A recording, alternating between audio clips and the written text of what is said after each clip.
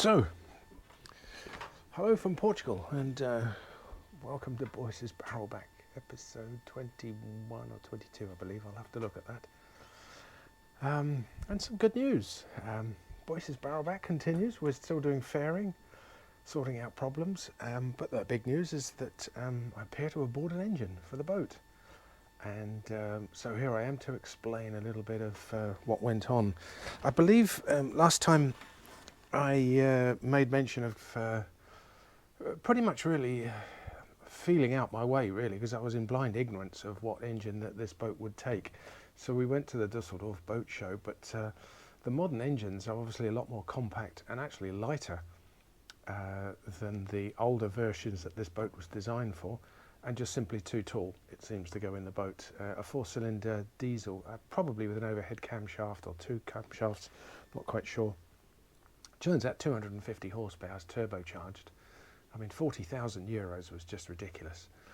But when I got it back, because the gearbox, which was an extra 4,000 euros and took a 1-year lead, an Italian ZF gearbox, took 1 year to order and deliver, and it only had an 8-degree downshaft angle, so the engine had to be tilted at another 7 degrees, around there, 6-7 degrees, to meet the prop shaft angle that was necessary for this boat.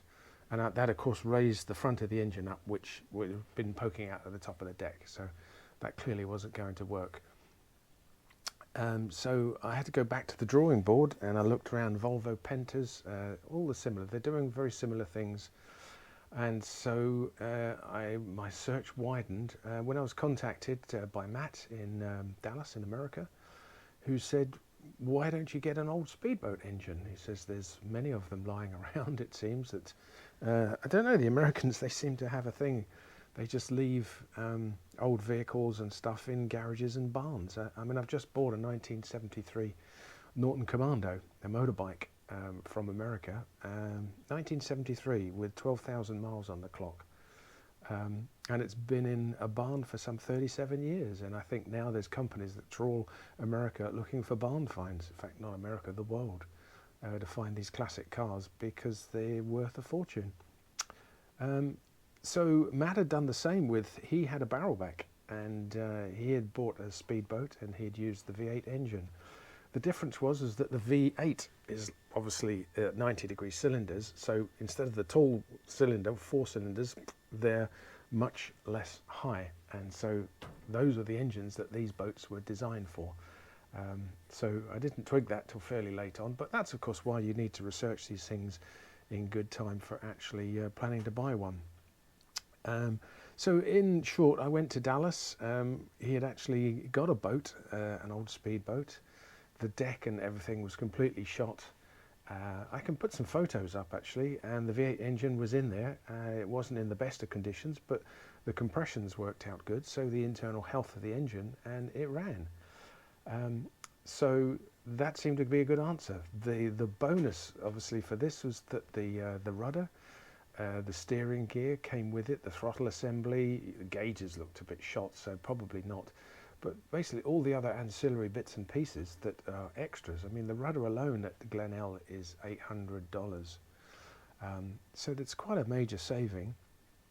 So subsequently, he has, amazing man is Matt, he's pulled the engine out of the boat, and he's had great trouble getting the exhausts off, and one of the studs had to be drilled, and he basically said, we need new cylinder heads. So he bought some GT40, it's a Ford 351 V8, that's what, 5.7 litres, and with the new GT40 heads, which would be the superior upgrades, it's about 285 horsepower, so quite a powerful lump, quite a thirsty lump as well, I should imagine, because this is like, these are old Chevrolet engines. They're a single, just above the crankshaft will be mounted a single camshaft, and then there's push rods up to rocker valves on the top of the engine. So it's a very old, probably not a very efficient technology, and but it's powerful enough for this boat, and it's the only one that's going to fit, so I really don't have any choice.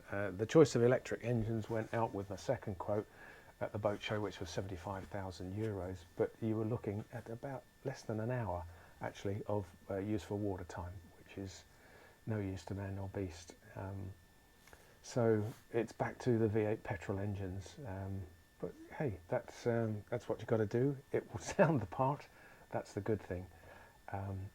So apart from that, the exhausts are obviously very different because the seawater coolant cools the exhaust, because the exhaust pipe is not like a car or motorbike where it's cooled by the air. It's in an engine room, and you can't have a burning hot exhaust in an engine room. So the water goes through the manifold, the exhaust manifold, through these uprisers, and they have to go up because the water is down there. You don't want water coming back up into the engine. So the manifolds go up and then they go down through a plastic pipe because the uprisers are twin-walled and the water passes through that and then goes down through the exhaust pipe and out the back. So hence the gurgling noises on boats, which I didn't appreciate. The exhaust manifolds on this were shot. They were pretty much gummed up. So we've got new exhausts and risers. There'll be electronic ignition to it, and probably a couple of, oh yes, the manifold, the intake manifold was, we're going to get a new one which is anodized, and the carburettor was shot, so you can get a new carburettor. But those are actually in America, they're freely available for Ford parts and very reasonable. So that's what we've done.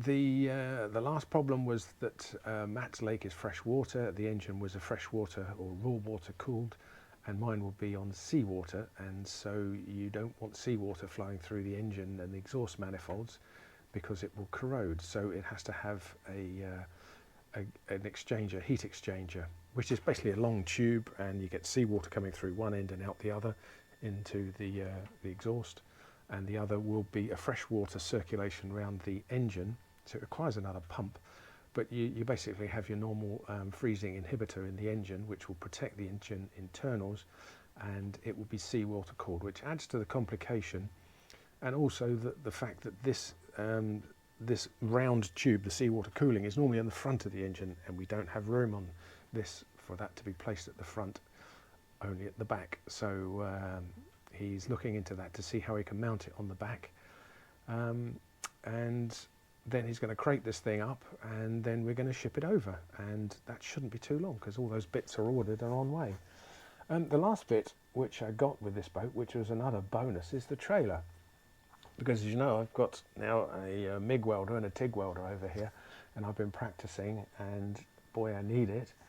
But when I looked at his trailer, it is there's a lot of metal going on that's bent underneath the prop shaft at the back.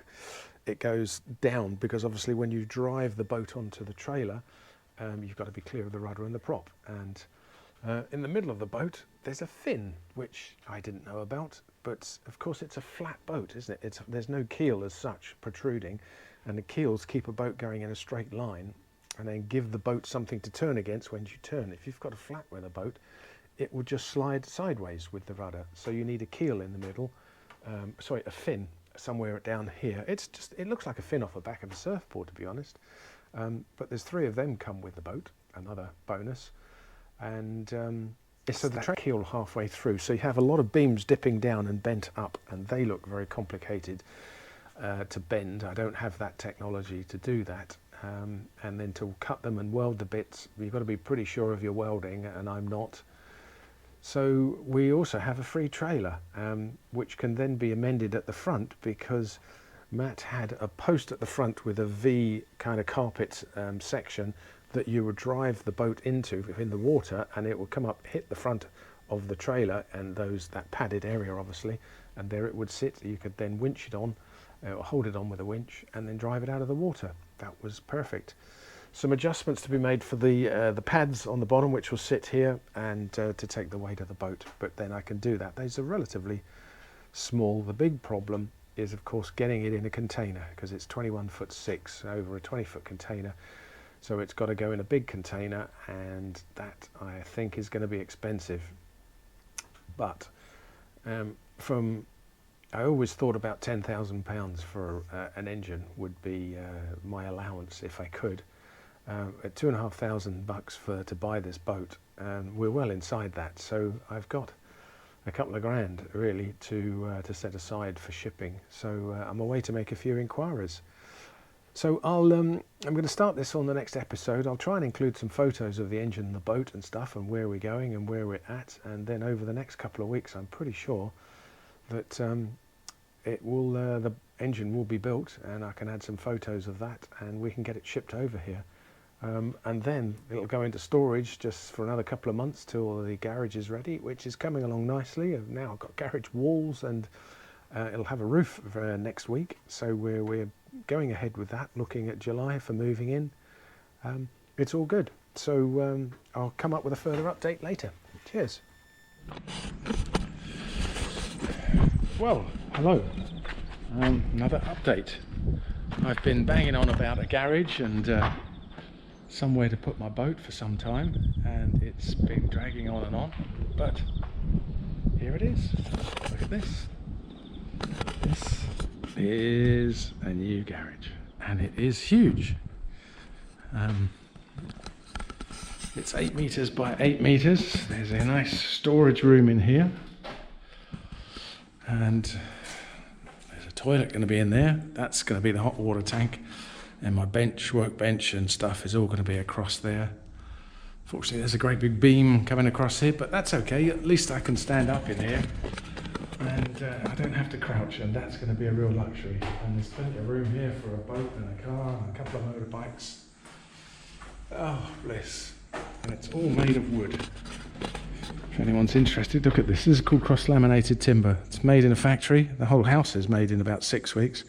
This is done automatically in a machine. Just strip in the wood in 90-degree perpendicular ways. Each layer is glued, and then it's compressed. And they get like these long, 16 meters I think is the longest span of wood they can on the ceiling. That's probably not quite that, is it? Because you've got the RSJ in the middle there. But everything is solid wood. I mean, this is 26 centimeters thick, everything. Around this whole house, which is fantastic. As you can see, they've had to dig a whole lot of sand, and this is going to be the driveway. They're concreting, ready to come up here, and then this is the house, which, as you can see, is what they call CL2, CLT even, and they've got a roof on this one, and try and dwell on it because there's not a lot to be doing with building boats, but as there's been such a delay to the whole project because of this, I figured it might be worth explaining what's going on. So there's the rest of the house there. There's a section of roof to come on here. This is going to be the dining room and stuff. I'm standing in the kitchen, and the first bit of roof has gone on here. This is the main bedroom, and this is the ensuite, which, as you can see, and it's all solid wood. 26 centimeters thick, where you can see the walls there and the floors here.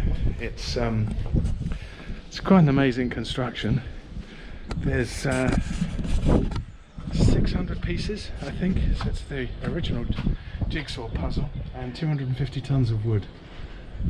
This is about week 8 so far, and 6 weeks of that has been making all this wood in the factory, whilst they they put these screw piles in everywhere. These were 11-meter posts, screw posts, on which the house, as you can see, is sat on. And then they started delivering. The crane chucks it over the fence and into place, and they reckon another couple of weeks and they should have the main part of the house up, including the roof. We're going to clad the roof, and the plumbers, electricians come in. So they reckon end of June, July, something like that. I should certainly be in the next few months, and then I can strip the in fact I'll make a film about stripping the boat apart and then rebuilding it down here, which would be an episode probably all on its own. But I'm really pleased with progress. It's costing an arm and a leg, as you can imagine, as wood has gone up so much in price. But the mode, this is definitely the way that houses will be built in the future, because it's done, it's automated and it's all done in the factory, which is amazing. And then it just takes a few months to put it together like a big jigsaw. So there, that's all good stuff. So I'll get this wrapped up. I'll probably get an episode out, and then I might have to do some boat work soon. But because we're moving here, we're moving house and selling, renting, blah blah blah. There's an awful lot of work goes on this back scene. So thanks very much, and we'll catch you later.